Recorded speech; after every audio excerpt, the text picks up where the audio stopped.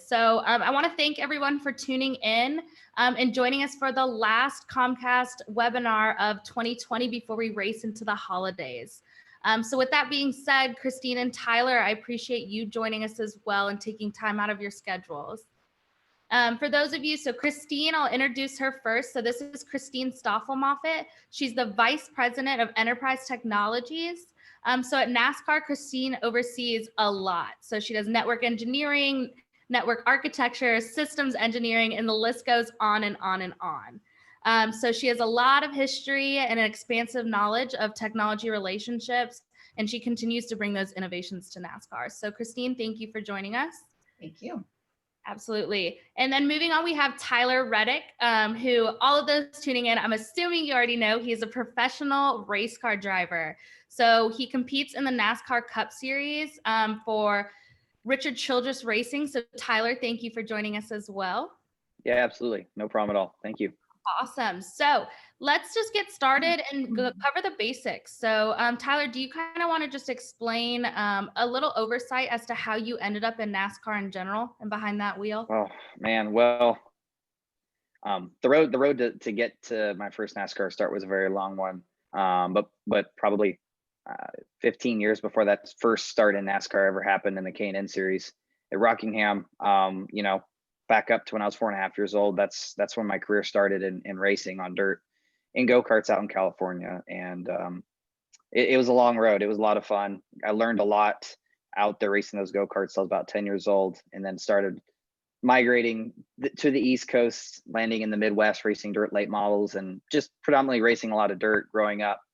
And that led me to Ken Schrader, who's had a lot of success in NASCAR at a dirt track. And we started having conversations about, making a start in his K&N car, or excuse me, his ARCA car. And after a few ARCA starts, we decided to go to Rockingham for that first NASCAR start. And my first start in a NASCAR race, I won at Rockingham, and it changed my life forever.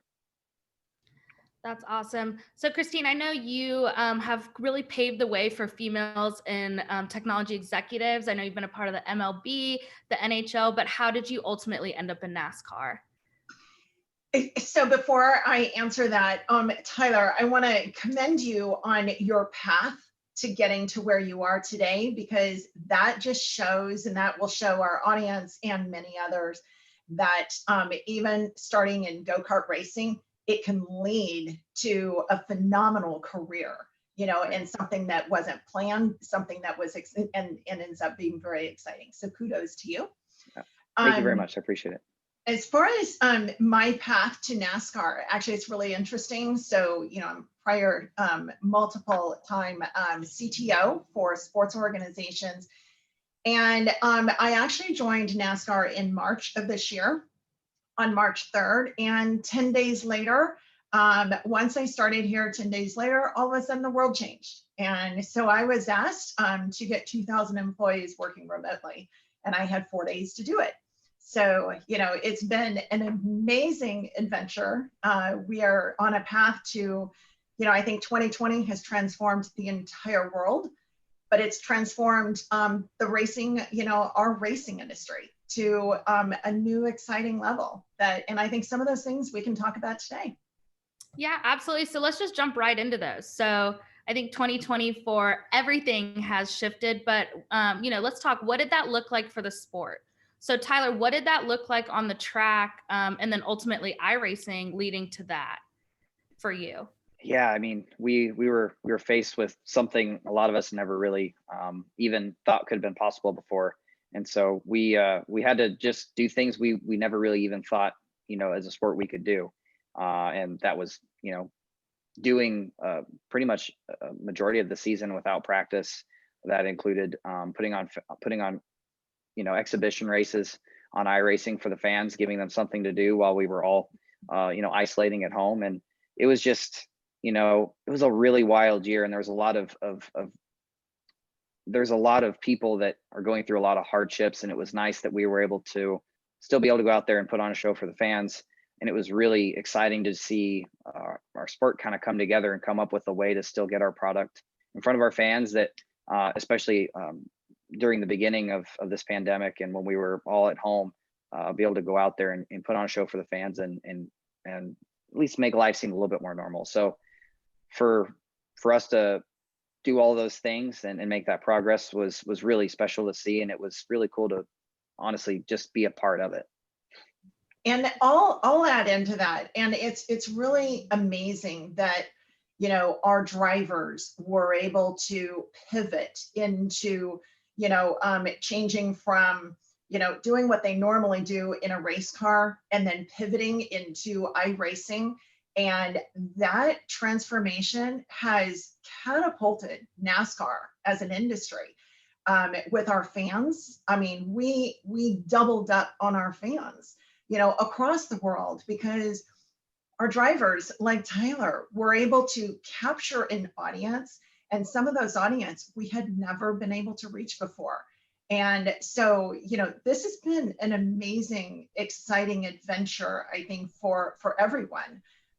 You know, and Tyler, kudos to your, you know, iRacing driving. You did a phenomenal job, and it was so fun watching that. And I want to share with you, Tyler, that during that time frame, my husband was not a NASCAR fan, and he became a NASCAR fan through the iRacing. And I know that many other fans have become now NASCAR fans from you know, race car drivers like yourself being able to get in front of that iRacing and have some fun with it and entertain people in a different way. You know, my husband built an iRacing you know, device that he spent a lot of money on, and we have a whole room dedicated to it now. I crash it all the time, so I am not a future NASCAR driver, but I'm sure you have a different story to tell.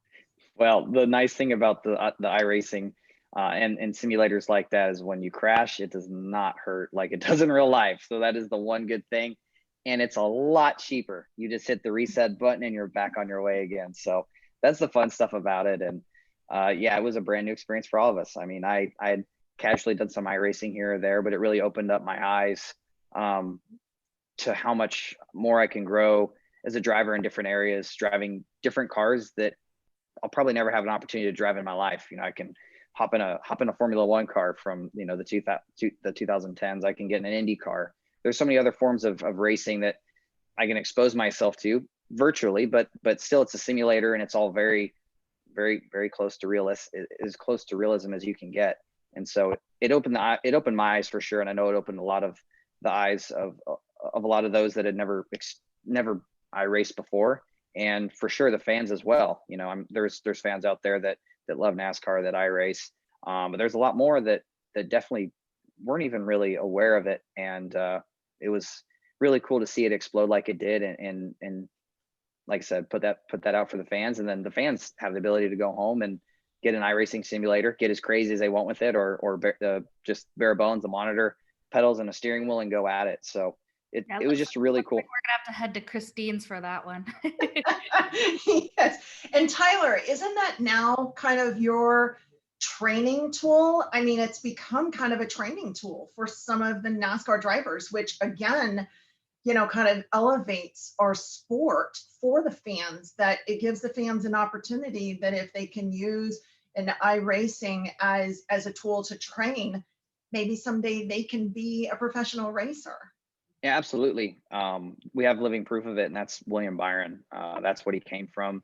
From my understanding, that's where he learned about everything he knows, and didn't actually start racing real cars till he was, you know, in his teens, and he was really good at it. So you most certainly, there's, as we, you know, advance as society, and as we have the ability to get on iRacing and do these other things that are really close to real life, you know, there's new paths that open up to get to NASCAR, and his was for sure very unique. And you know, through Chevrolet, we're very thankful to have a very gigantic moving platform simulator that we use a lot.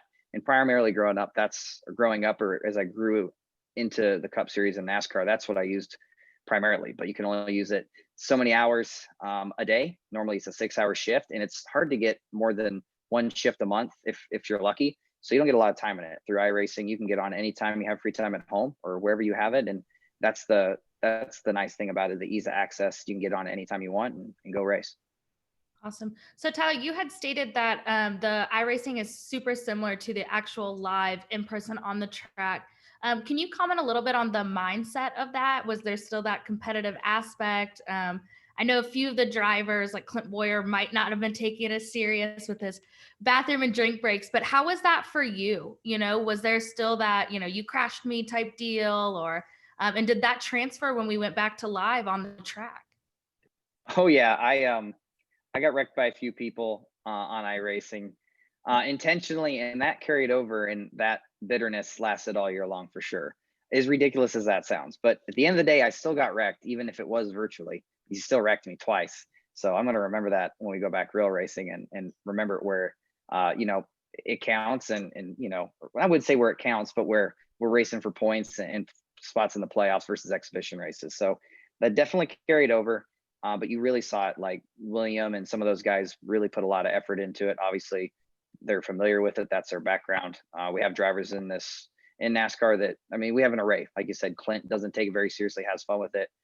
And then you go, you know, the opposite end of the spectrum, William. So it really made for a pretty dynamic field of drivers. You could find something crazy happening at any point in the field. And the hardest thing for me about it is just, I drive by feel. I came from dirt racing. I need to feel the car underneath me. Unless you get a rig with motion on it and spend a lot of money on it, you don't have that. So it really made me as a driver open my mind up into focusing on other cues. You know, visually, where's the car? Is the car changing direction seriously out my front windshield? What am I feeling in the steering wheel and the brake and the gas? So it really opened my mind up to other things. Awesome. So you talk about, you know, the wide range of drivers taking it very seriously to drivers kind of having more fun with it. And I think, Christine, that plays a role into capturing more fans. It shows the more personal aspect of the driver. I think it definitely opened up a lot of opportunities to see into different people's personalities and kind of where they stood on everything. So, Christine, on that note of fan engagement, once you had those new viewers, and I believe you told me at one point there was 2 million new viewers, which is phenomenal for the sport. But how did you manage to keep them hooked in? You know, they watched one race, but on the fan engagement aspect, what was NASCAR doing behind the scenes to make sure that they captured this audience for, you know, years to come? So yeah, and in fact, you know, we had an unprecedented 7.3 million downloads of the NASCAR app. And that is just amazing. And that just shows you how much the iRacing really became a part and engaged our fans. You know, that was the onset. After that, it's really the storytelling. It's the, you know, socializing this and keeping the fans engaged and social. But I have to attribute it to our drivers. I mean, our drivers, they made me laugh. I mean, it was just fun to watch the banter. And I think that is really the telling story of why we now have so many fans across the world is our drivers told the story. They told the story of, you know, sharing that message of, you know, how they do compete, that just because they're behind an iRacing wheel doesn't mean the competition has, you know, gone out the window. They had fun with it. They engaged the fans. And really, it was the social engagement because we were all quarantined. You know, the whole world was. So what better way to keep fans engaged, to have fun with them, and to keep them with us all year long, but have that entertainment aspect and keep them engaged through social media. I mean, that's really the tip. But it's really our drivers that, you know, we owe it to because they're fun and they made sure that we didn't leave our fans behind. Our fans came first and they had fun with it.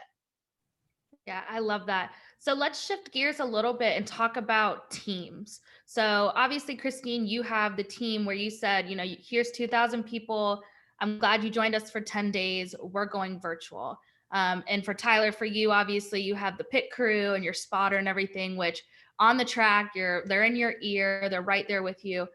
let's discuss the shift in teams. So Christine, let's just start with you. How was that change? I know you touched on it briefly, but what processes did you put in place, and kind of how did you keep that successful within the NASCAR enterprise to keep this all functioning in the craziness of 2020?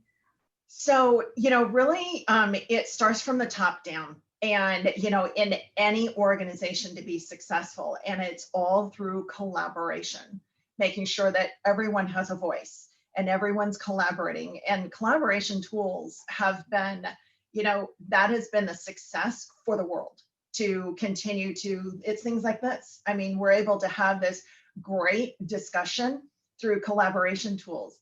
And so I know that for my organization, my technology organization, as well as the NASCAR as a corporate, we continue to roll out and refine, the collaboration tools, making sure everybody was continuing to share, to dialogue. I had, anywhere between 8 to 10 hours a day. I was on video calls, one-on-ones with my staff, making sure that we still, even though we couldn't see each other, in the office yet, we were still engaging, and having that one-to-one, those video calls, and still having some fun together, and that is everything, is making sure that it's constant collaboration and keeping the team solidified. Yeah. And so Tyler, for you, how was that, relationship with iRacing, with the spotter, the pit crew? How did that work for you?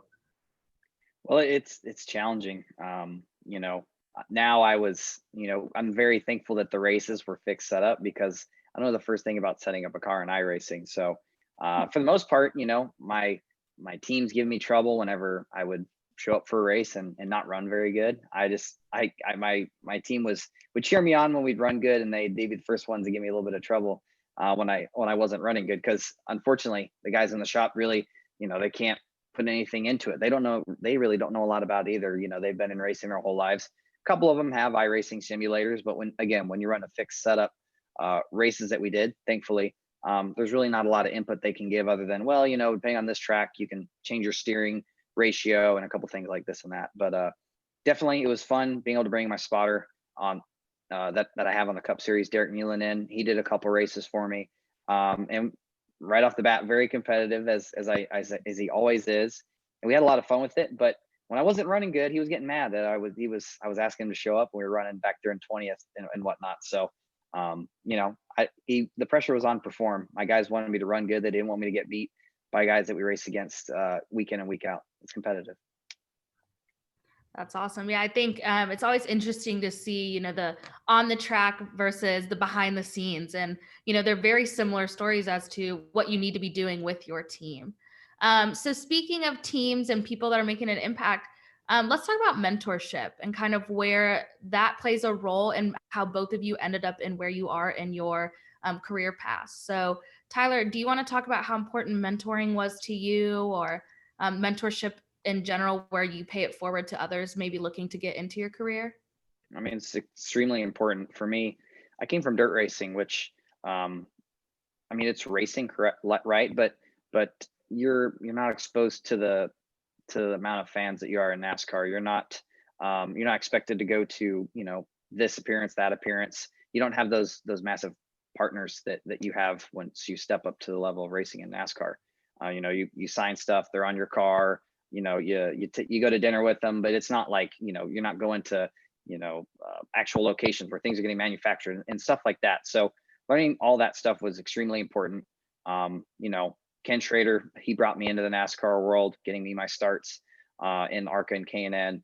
But the mentorship on the driving side was a very important part there, having him get me into the racing world. And then when I moved to Brad Keselowski Racing, Brad had already a very successful career, and he had really great people in that team set up around it to help guide me in the correct direction. I worked with Jimmy White a lot, and he really molded me into a cleaned up person that did the right things. And that's something that I think as a driver gets forgotten about, especially when you come from the dirt side, is you want to be a NASCAR driver, but you forget that it's a lot more than driving. It's about representing your partners and your team to the best of your ability.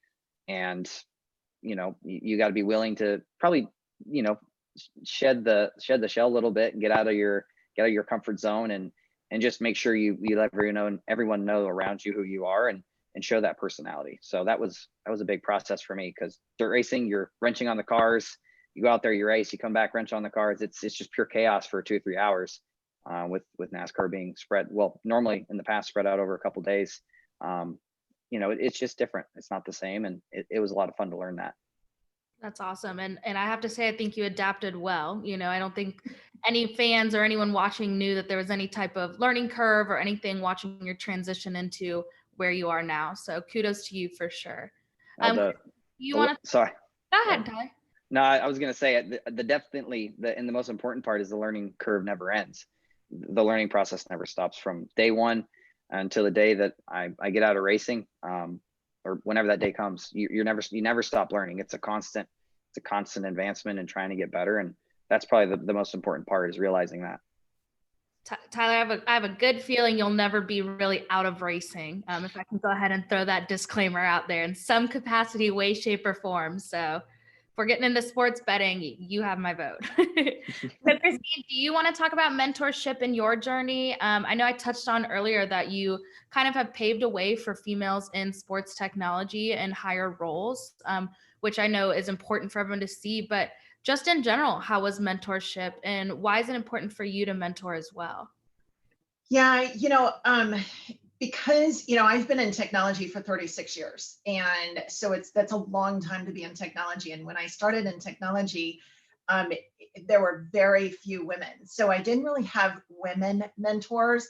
But I can tell you that over the last 20 years, I have done so much mentoring, both for men and women, and really encouraging women to get into technology or get into sports, whether it's marketing, it doesn't matter, but just to really enter the field. And but it has to feel good, and it has to be right. And so I do a lot of mentoring because I'm a big advocate for empowering people, men, women, it doesn't matter, but I want them to be the best version of them. And so, it's kind of like Tyler. I mean, leadership, learning leadership and continuing to mentor, but leadership is a constant learning. You're constantly growing, as well as, technology changes every single day. I mean, and all day long. We're always trying to pivot, learning the new tips and tricks, and learning the new applications and systems that are coming out, and seeing what's going to work, what's not going to work. But I'm big advocate for paying everything forward, especially in mentoring, and really just coaching and making sure that people feel empowered. They are the best version of them, both professionally and personally. So yeah, it's really important for people in general to get mentoring. And I'm always willing to mentor people. I love that. And I think, both of you have said it without straight up saying it, that it's continuing to grow and continuing to really feed off the position you're in and learn to adapt within it. And that's how you guys are having this success. So it's great that you're recognizing that and seeing all that. So good advice for everyone for sure. So let's talk just one more about 2020 question, and just bring up the safety aspects of everything.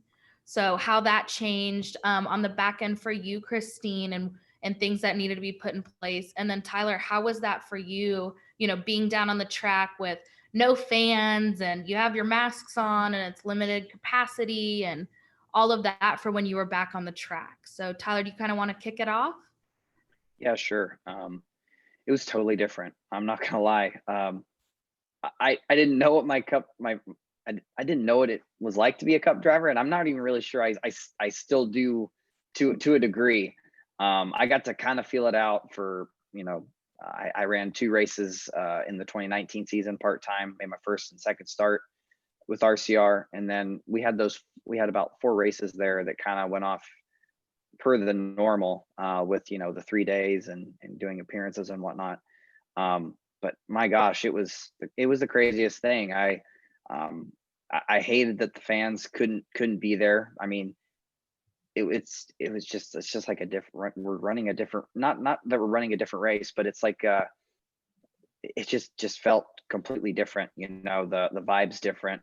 I just can't tell you how weird it is. I just knowing, okay, we got to leave the hauler and walk to the grid about 35-40 minutes before we have to be there, because there's going to be fans you're going to be interacting with when you're walking from there to the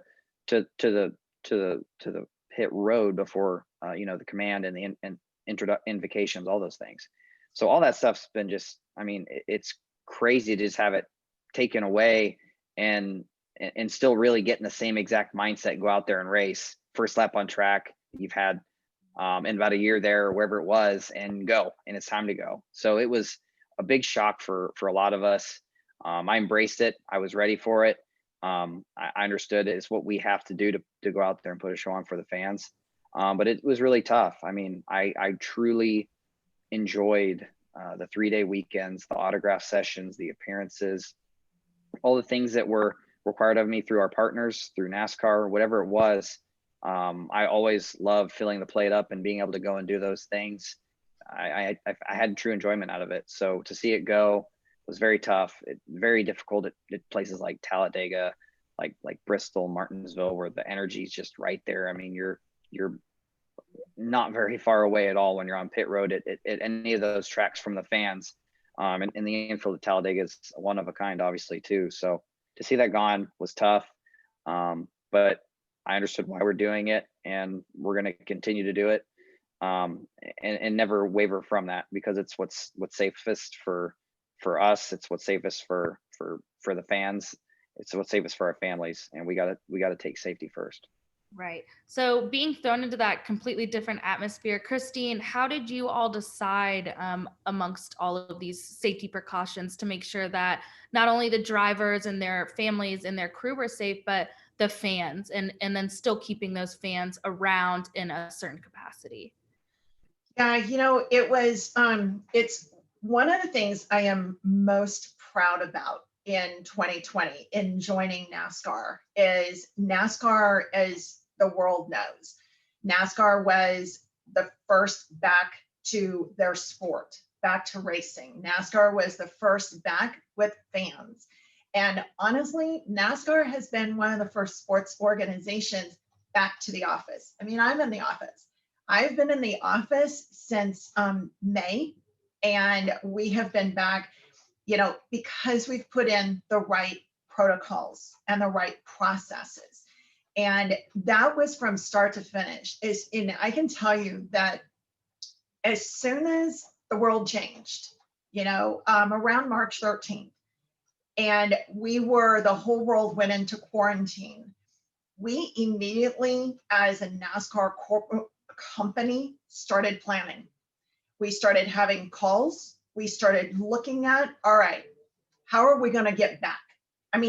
Immediately. We were not an organization that was going to sit and wait. The leadership team here immediately started putting into developing processes. I was a lead of multiple conference calls across the company, looking at what processes are we going to put in place to get our drivers and their families safely and securely back to racing. What protocols and processes were we going to put in place to make the environment safe for our employees to support those events? And as well as what were we going to do in order to put process and protocols in place in our office so we can come back to the office?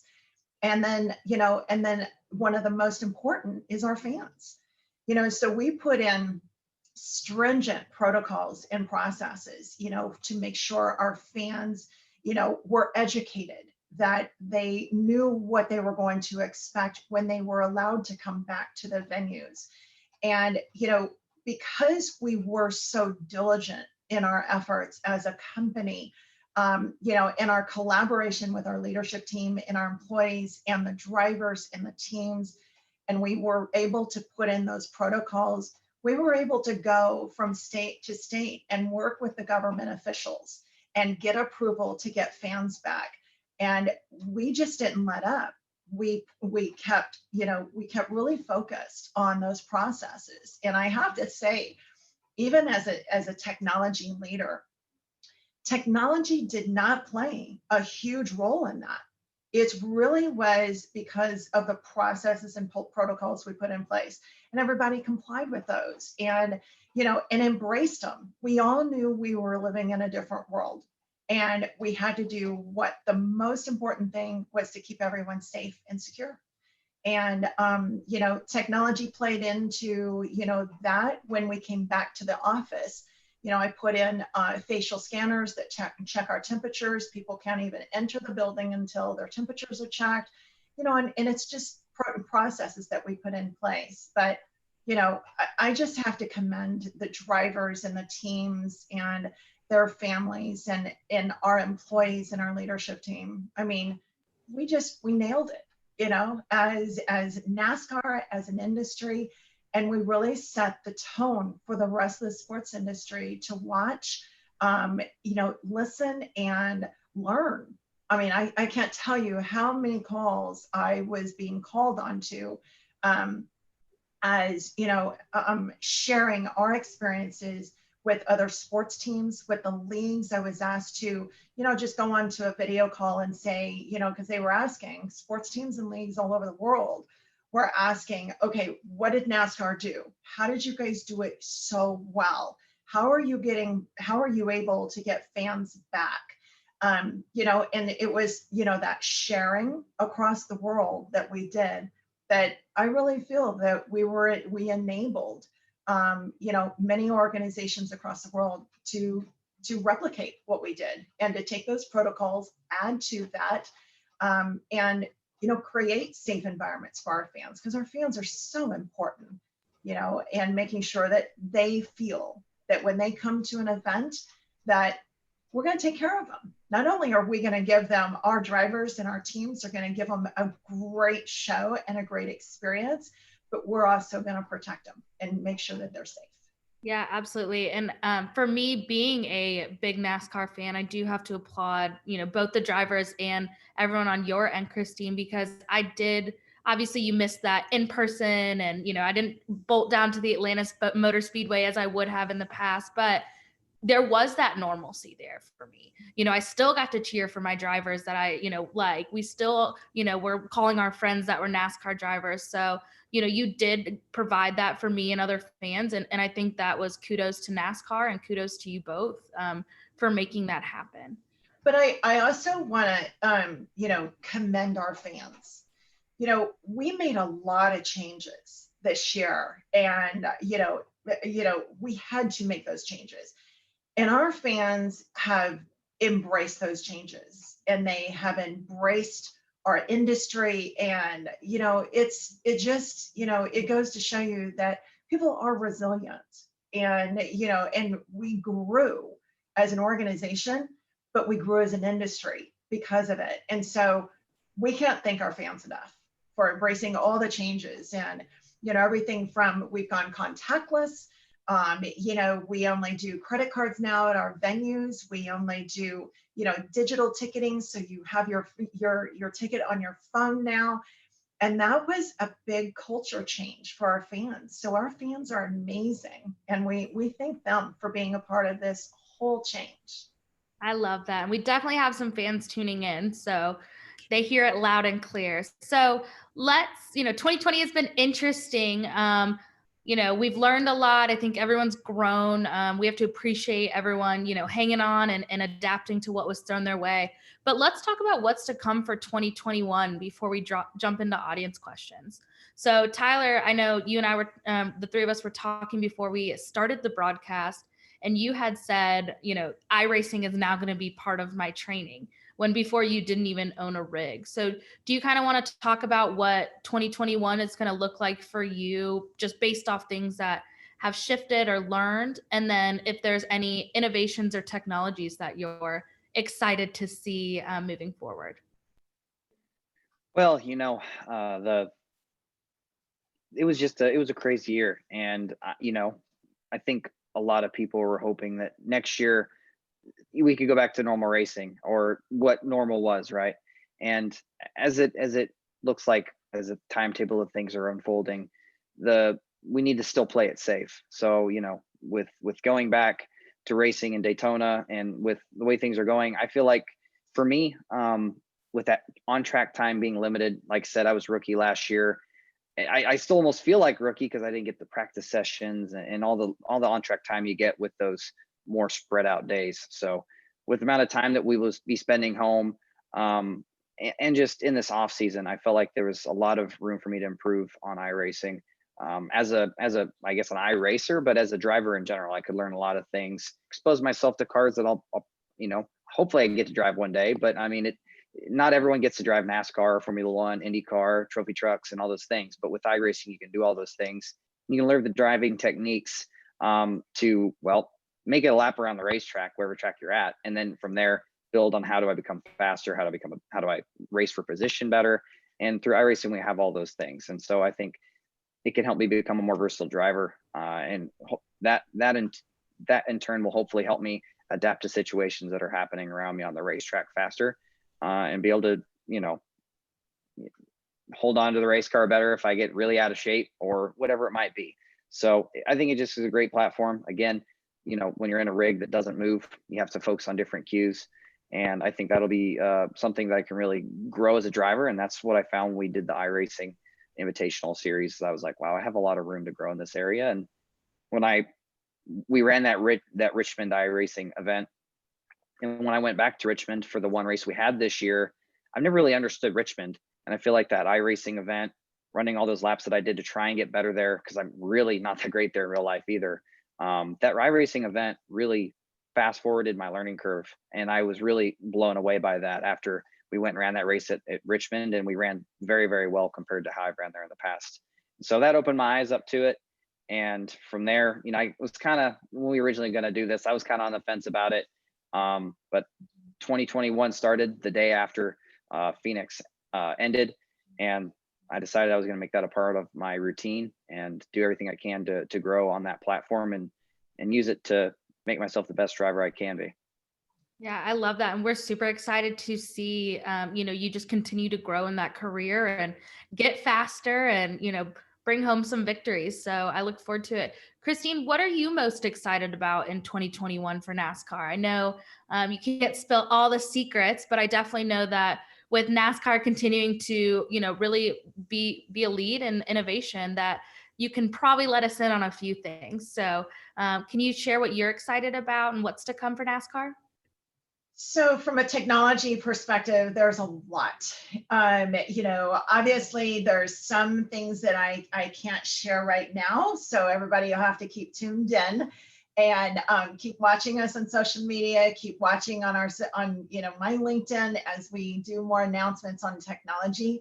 But a couple of the things that we are going to be doing is from a fan engagement perspective, we definitely want to keep our fans, both whether the ones that are able to come to the venues as well as virtually, deeply immersed in our sport.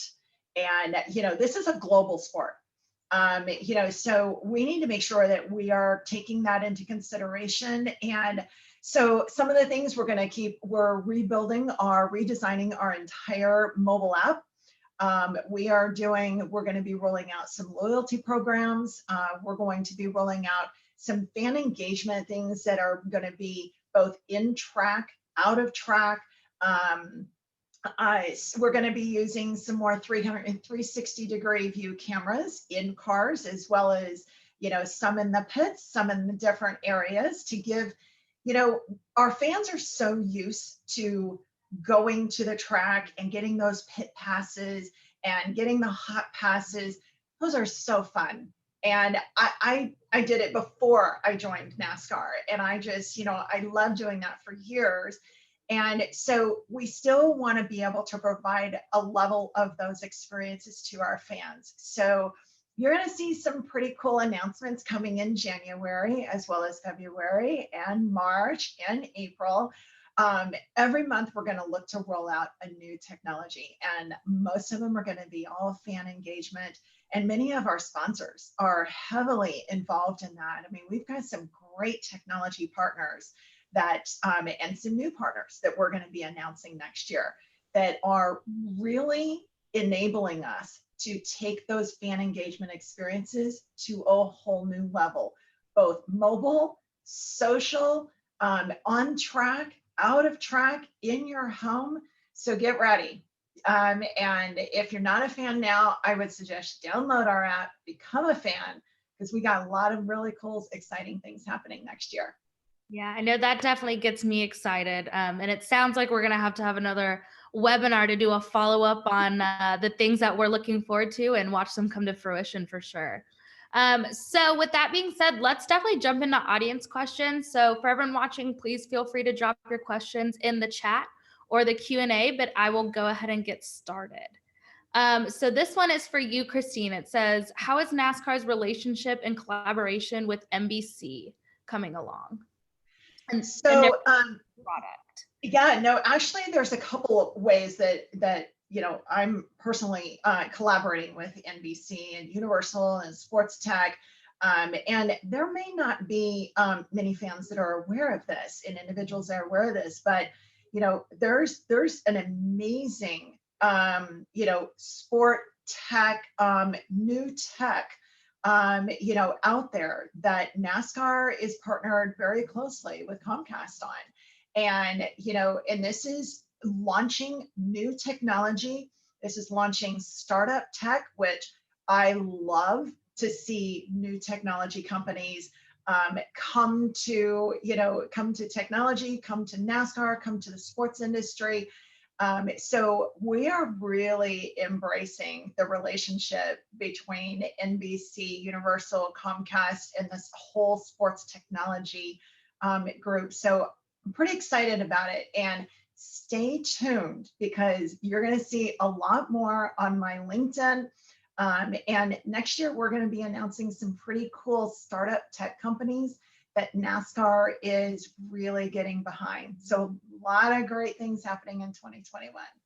That's awesome. Yeah. And I can definitely speak to the importance of partnerships, just even us at Comcast SportsTech and our accelerator being partners with NASCAR, opening doors to opportunities like this to talk to you both is phenomenal. And it's awesome that we can leverage those together. So Tyler, this is a question for you, and it kind of parallels something that we discussed earlier where iRacing kind of opened the doors to seeing your personalities. So it says, Tyler, are you open to sharing more of your daily life and personality with your fans during the week via your social media platforms? And are sponsors asking for more of this type of access to you? I think it's become even more important. And it's something you have to make time for and figure out what you want to show and make sure, obviously, first off, that it's authentic and what you want to show and how you want to show it. Because that at track interaction, the fans getting into the garage, getting to bump into drivers and talk to them, for the most part is, it's gone right now. So we got to find new ways to give fans access into what we're doing. And one of the funniest, I wouldn't say the funniest thing, but the first thing I thought about with our iRacing that was so cool, obviously all racing that we do in our lives in real life, you got your helmet on, you're in your fire suit, you're this and that. When you're iRacing, you can be in a fire suit if you want, but you don't have to wear your helmet. Your fans can see your face, they can see all the animation that's going on underneath the helmet, whether that's what happens in real life or if it's just, you're letting your personality out as you're sitting, on your simulator doing iRacing. But I think it's going to become even more important. It's something that, again, that's another one of those things. It's a never-ending evolution. What can I do to show more and let the fans see what's going on? And I'm not gonna lie to you. As soon as the year kind of ended, I've been like, all right, train, racing. It's like, oh shoot, I need to let my fans and people that are interested, friends, family, and all others, give them insight on what's going on. What happened to Tyler? Where'd he go? What's he doing? So, it's important to let people know what you're working towards. What Bo knocked over today, or what did he eat? Bo going to swim class, whatever it might be. I mean, there's a lot of good things that you can share that are routine for you, but they're very unique to everybody else because only you live your life. Everyone's life is unique, and you only know your routine for the most part. I mean, the people you live with and people in your family understand it, but it's important to show what's going on, and it's definitely one area that I need to continue to improve in. So I have an idea, Tyler. I think we should do like driver cribs.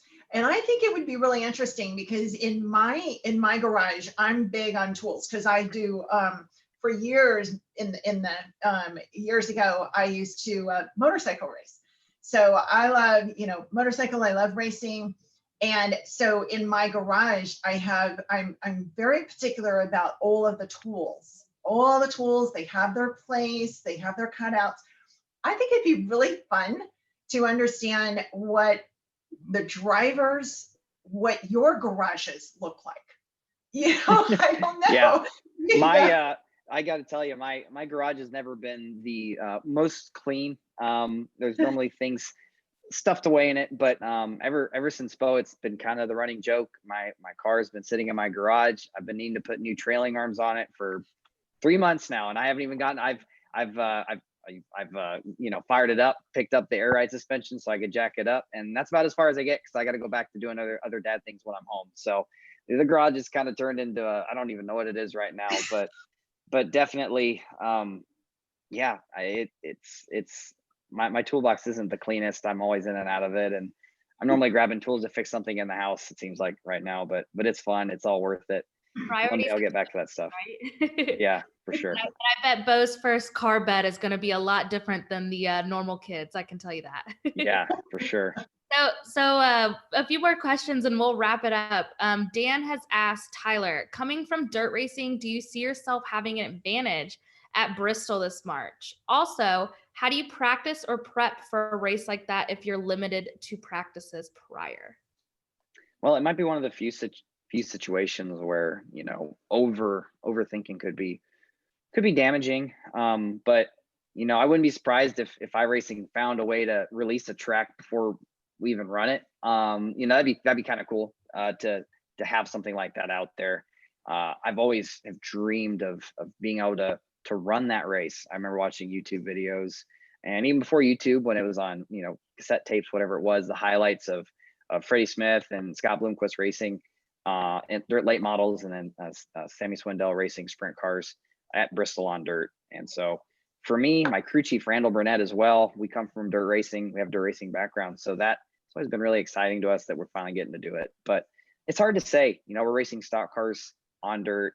I'm aware of how Eldora was. It was always an interesting schedule. The schedule is going to really play a part into it. I'm not really sure if we're just loading up and racing, but we are going to be racing at, I believe, 3:30 in the afternoon. So the track's going to change a lot, and you just got to stay on your feet and be willing to adapt. That's the biggest thing about dirt racing. That's different from asphalt. Asphalt races will change, but the rate at which the track changes, the tires change, is a little bit different. Dirt racing, some tracks, some nights, the fastest line changes lap to lap. So you've just got to be willing to adapt and go in with an open mind. And yeah, I'd say myself, Kyle Larson, Chase Briscoe, Christopher Bell, guys that I grew up racing with out in California and then the Midwest with throughout my career dirt racing as they were in theirs. Yeah, I'd say we might have a small advantage, but the best of oval track drivers driving NASCAR, and even the guys that don't have the crazy amount of experience that we do can find their way to victory lane, I'm sure. Bubba Wallace, perfect example, not a huge dirt racing background, and he kicked their tails at Eldora that one year he won the race. So we'll still have to work for it. It'll still be a challenge. Awesome. So another question is from Robert Wilson. So I think you both can speak to this. I'll definitely broaden the question. He stated he has worked 48 years in the sport. And I think it's important for our audience, and I'm assuming a lot of you know that NASCAR is such a big entity, and what we've talked about is, there's cup racing and the series and all different types of racing. So he wants to know, what can cup drivers do to support and grow weekly racing? And I think to broaden this question is, with all the different types of racing and levels and, cars and everything, how is that collaboration between everything making up NASCAR? You want me to go first? You can go. Yeah, you go first, and then I'll. Okay. Well, I always remember people say, "Don't forget where you came from," and that saying kind of sums it up a little bit. You see guys, they had a race here at Millbridge 15 minutes from my house, I think last Sunday, were Kyle Larson, Chase Briscoe, Alex Bowman, Chase Elliott. A lot of Cup guys got in midgets, the dirt midgets, which I raced a little bit as well, and went out there and put on a show for the fans, and something that, you know, Chase Elliott had never really done before. And he did really, really well. And it caught a lot of people by surprise, I feel like, being he didn't have a big dirt background. But people have to remember, like I said, if you're a NASCAR Cup Series champion, you're pretty dang good. And he showed that. So I think just being willing to go out and drive other things, obviously, if you have a commitments and agreement set up in place where you can't go and drive, I think it's important to go and support your local dirt tracks, whether that's asphalt, dirt, whether that's, you know, if you came from trophy truck racing like Sheldon Creed or some other backgrounds. I think it's important to recognize what you've learned that got you your opportunity is from the people and experience you gained running, you know, at your local short track. And still to this day, when I don't know how to work coming up this year, but every time up until probably next year, I've always gone to Volusia and gone down there and watched, you know, the Car Nationals, because